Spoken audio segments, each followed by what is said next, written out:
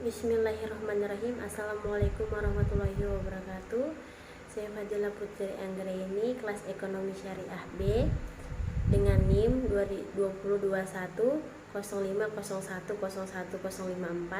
yang akan membawakan presentasi dari kelompok 7 sampai kelompok 13. Oke, yang pertama itu ada kelompok 7 yang berjudul Undang-Undang Sarbanes-Oxley dan Pengendalian Internal Dark Arts. Sarbanes-Oxley atau Undang-Undang Perlindungan Terhadap Investor dan Pengaturan Akuntansi Perusahaan Publik atau yang kadang disingkat dengan Sarbanes atau SOA adalah sebuah produk hukum federal Amerika Serikat yang menetapkan standar baru atau lebih baik bagi semua dewan manajemen perusahaan publik serta kantor akuntan publik atau KAP yang ditetapkan dan telah disahkan oleh Presiden George W. Bush pada tanggal 30 Juli 2002.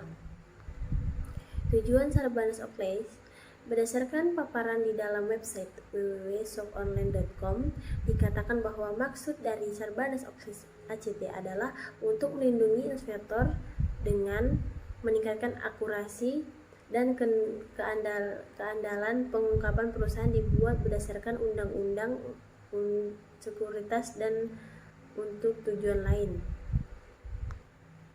Pengendalian internal adalah rencana organisasional dan semua tindakan yang dirancang untuk mengamankan aktiva, mendorong karyawan untuk mengikuti kebijakan perusahaan, meningkatkan efisien operasi, memastikan catatan akuntansi yang akurat dan dapat.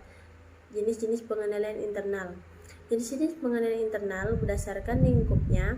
Pengendalian internal dibedakan menjadi dua, yaitu yang pertama pengendalian akuntansi yang berfungsi untuk mengamankan sumber daya organisasi yang menyalahgunakan dan menjaga kecermatan data akuntansi. Yang kedua, pengendalian administratif yang berfungsi mendorong efisiensi operasi dan mengupayakan agar kebijakan ataupun tujuan manajemen dapat tercapai. Kelompok 8 yaitu akuntansi piutang. Pengertian piutang merupakan salah satu unsur dari aktivitas lancar dalam neraca perusahaan yang timbul akibat adanya penjualan barang dan jasa atau pemberian kredit terhadap debitur yang pembayaran pada umumnya diberikan dalam tempo 30 hari sampai dengan 90 hari. Hal-hal yang akan diterima dalam berutang adalah bunga, piutang sewa, pendapatan piutang. Penggolongan piutang dan umur piutang, yaitu yang pertama piutang lancar, yang kedua piutang tidak lancar, yang ketiga piutang yang dihapuskan, yang keempat piutang dicadangkan. Jenis-jenis piutang: piutang usaha atau account receivable, piutang wasel notes receivable, piutang lain-lain outdoor receivable. Wesel tagih. Wesel tagih adalah perjanjian tertulis untuk membayarkan sejumlah yang tertentu pada suatu waktu tertentu sesuai dengan kesepakatan bersama. Pengertian internal piutang. Salah satu cara perusahaan untuk mengantisipasi kemungkinan piutang tertagih. Hal-hal yang perlu diperhatikan sebelum memberian utang. Kebijakan kredit. Kebijakan ini meliputi penetapan batas kredit, jaminan yang diperlukan, cara pembayaran, menetapkan diskon, dan lain-lain. Penyelidikan kredit. Penyelidikan ini meliputi informasi dari pihak lain, masal bank, dan lembaga lainnya yang merupakan relasi debitur. Kecurangan dalam piutang. Lapping. Yang pertama lapping, penggelapan oleh pemegang kas. Yang kedua window dressing, memberikan suatu gambaran neraca yang bagus tapi bukan yang sebenarnya. Yang ketiga penggelapan piutang, menghapus piutang dari pembayaran koperasi kemudian menagih piutang tersebut untuk mencari keuntungan pribadi. Kelompok 9 adalah aset tetap. Pengertian aset tetap adalah aset terwujud yang digunakan dalam operasi perusahaan dan tidak dimaksudkan untuk dijual dalam rangka kegiatan normal perusahaan. Klarifikasi aset tetap. Umumnya aset tetap dibagi dalam 4 kelompok, yaitu tanah, yang kedua perbaikan tanah, yang ketiga gedung, yang keempat peralatan.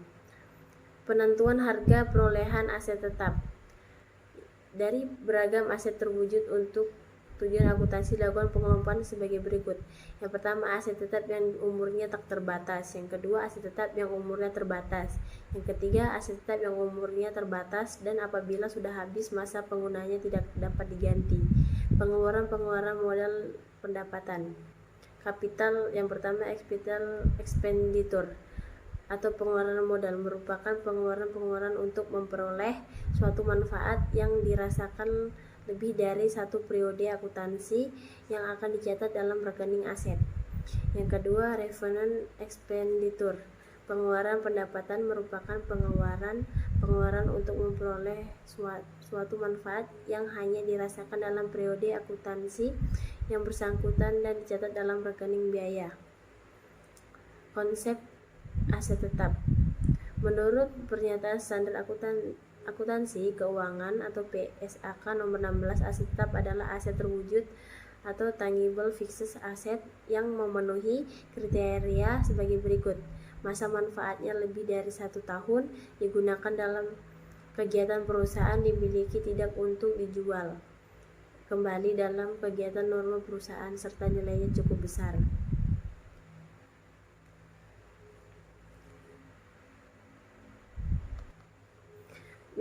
Penetapan aset tetap. Nilai aset tetap dinilai sebesar nilai bukunya, yaitu harga perolehan dikurangi dengan akumulasi penyusutan.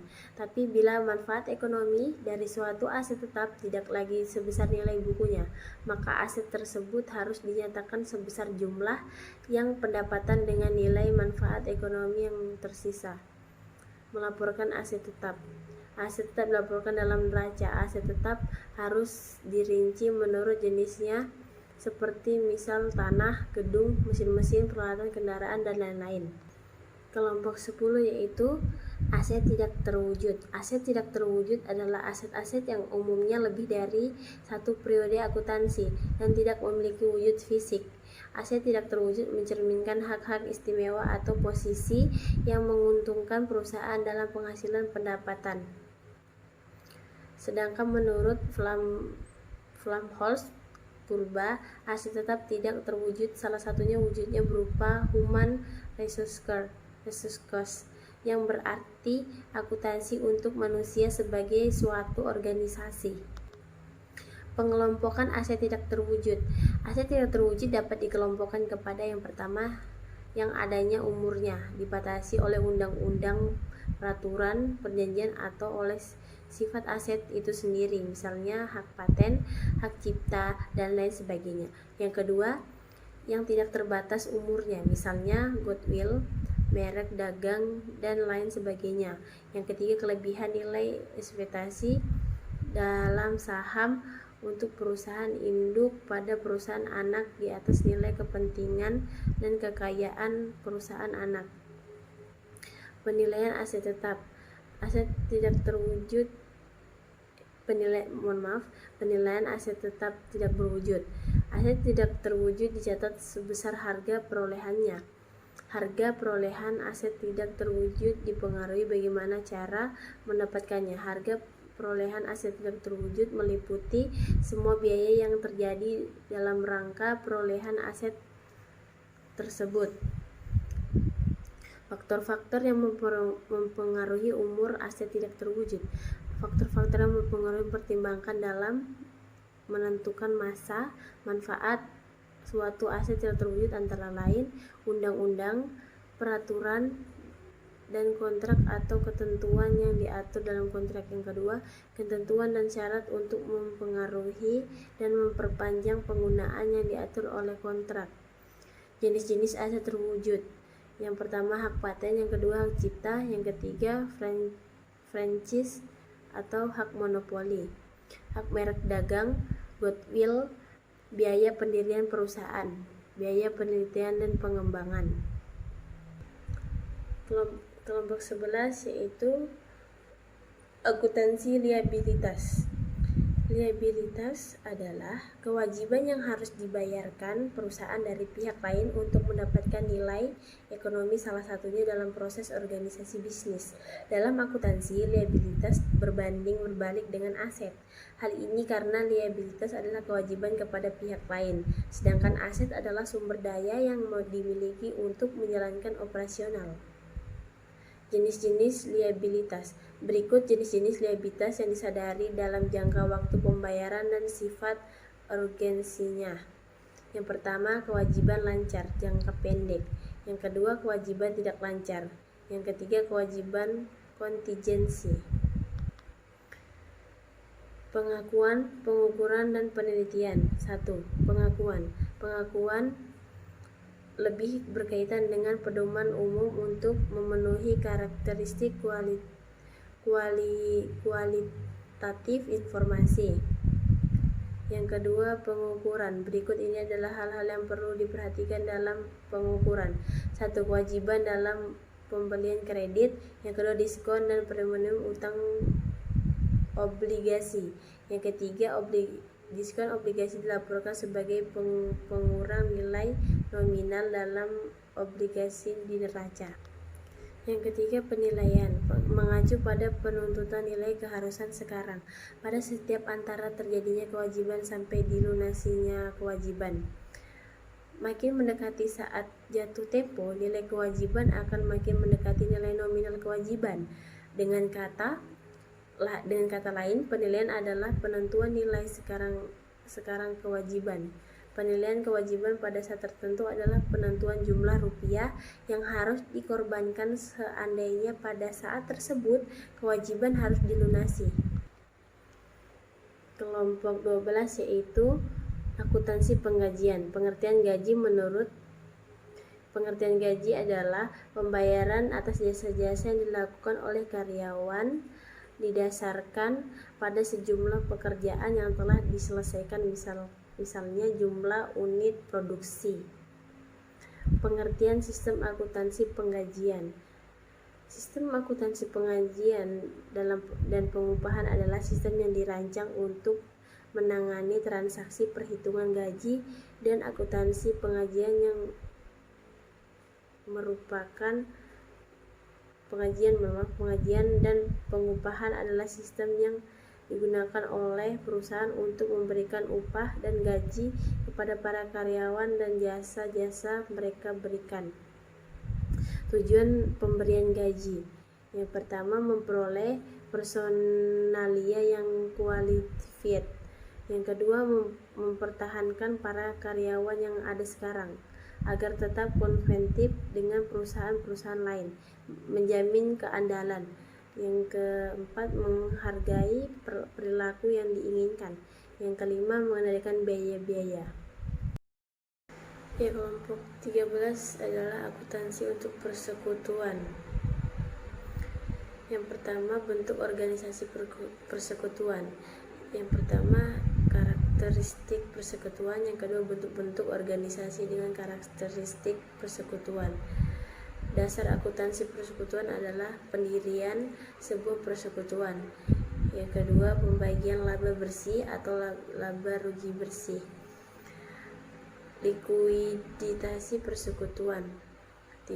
Yang pertama, tidak kekurangan modal. Yang kedua, sisa kas didistribusikan ke para sekutu berdasarkan saldo modal mereka setelah seluruh jurnal pada 3 langkah sebelumnya diposting. Semua akan persekutuan termasuk keuntungan atas realisasi akan memiliki saldo 0. Kelebihan dan kekurangan persekutuan. Yang pertama, kelebihan itu menghubungkan keahlian dan sumber daya dari 2 atau lebih individu. Yang kedua, bebas dari peraturan dan batasan pemerintahan. Yang ketiga, mudah dalam pengambilan keputusan. Kekurangan. Yang pertama itu sekutu pasif, tidak mengelola CV dan hanya mempercayakan Modal kepada sekutu aktif. Yang kedua, kelangsungan usaha CV sewaktu dapat terganggu. Yang ketiga, kesulitan untuk menarik kembali modal yang telah ditanamkan. Yang keempat, tanggung jawab sekutu tidak terbatas.